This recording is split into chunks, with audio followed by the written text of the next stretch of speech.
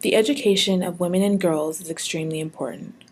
Girls make up for more than 50% of those 75 million children currently denied primary education, and women form the vast majority of the 776 million illiterate persons worldwide, a proportion that is unchanged over the past 2 decades. Education plays an important role as a function for girls developing towards adult life. Education helps lead to cultural changes, allowing them to make decisions and influence community change in key areas.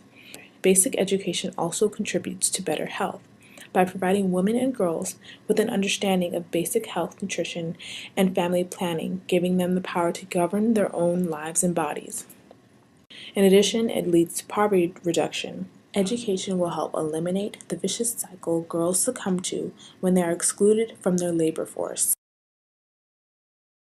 Improving girls' education and creating universal access is a massive component of the UN Millennium Development Goals. The Millennium Development Goals are 8 international development goals that were established following the Millennium Summit in 2000.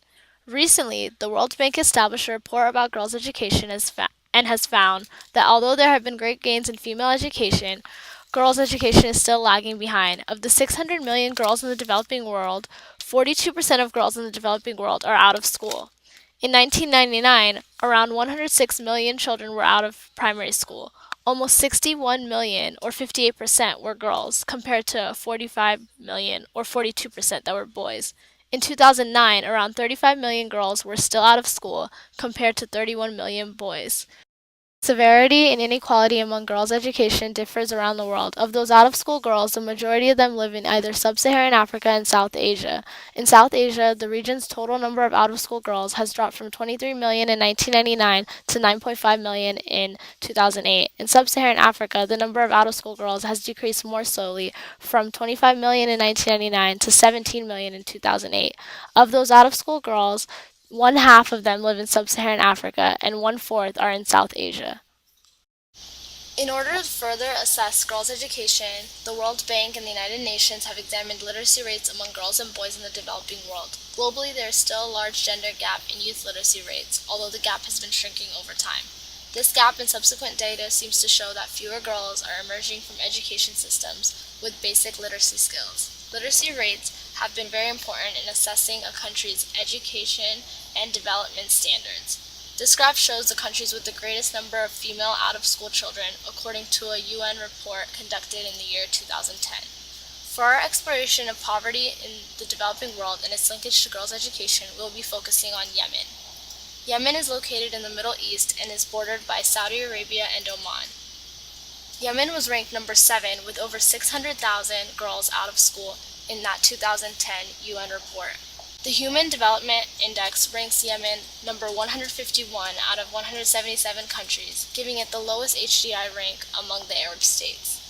Yemen has had a negative 10.4 GDP growth rate, according to the UN report in 2011. In 2010, it was reported that 38.9% of people in Yemen were living below the poverty line.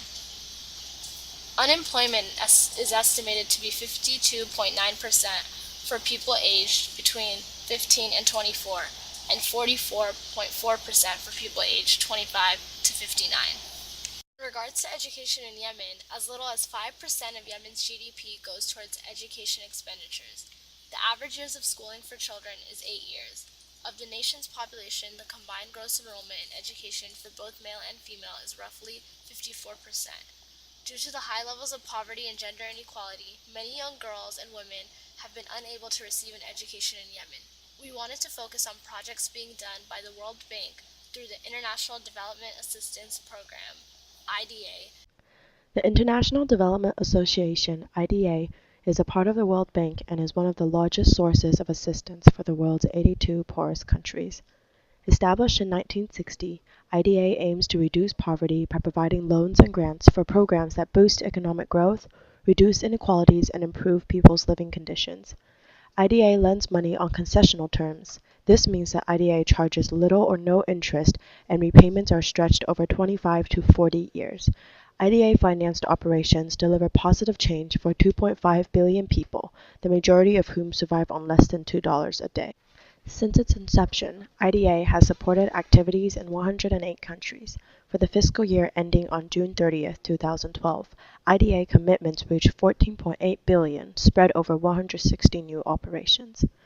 As a multi-issue institution, the International Development Association supports a range of development activities, such as primary education, basic health services, clean water and sanitation, environmental safeguards, infrastructure, and institutional reforms, which all pave the way toward equality, economic growth, job creation, higher incomes, and better living conditions. The World Bank Group recently pledged to add $400 million to its ongoing $700 million program of support for Yemen. This is a graph that shows how much the World Bank Group has lent to the Republic of Yemen over the past several years. The International Development Association also recently announced 3 new projects. One of these projects will focus on building schools and training teachers to promote equal access to quality education. This project is an extension of the first basic education project that was initiated in 2004 and ended in December 2012. Funded by $66 million, the second basic education project will provide training to 68,000 teachers, headmasters, and supervisors across the country. It will also promote equal access to quality education in 8 governorates. Within these governorates, the project will focus on building and equipping about 500 additional classrooms in overcrowded schools, rehabilitating close to 150 cluster schools, recruiting and training 700 rural female teachers, and providing financial assistance to poor families in rural areas to encourage girls' education. كل فصل أنا عن نفسي يوم درست 2 بس في الفصل. عادات وتقاليد، اختلاط الرجل بالمرأة عندنا حرام، ما يصلح، الزواج المبكر. الآن بعد ما تعلمنا ودخلنا في هذه الدورات التدريبية التأهيلية حتى إلى تشجيع تعليم الفن.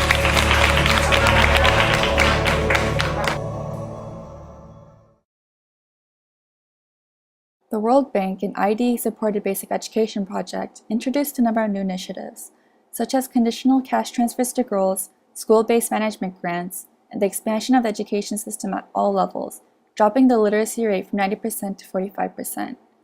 A new scheme has also been introduced to facilitate the qualification and recruitment of female teachers in rural areas, to improve the rate at which girls stay in school.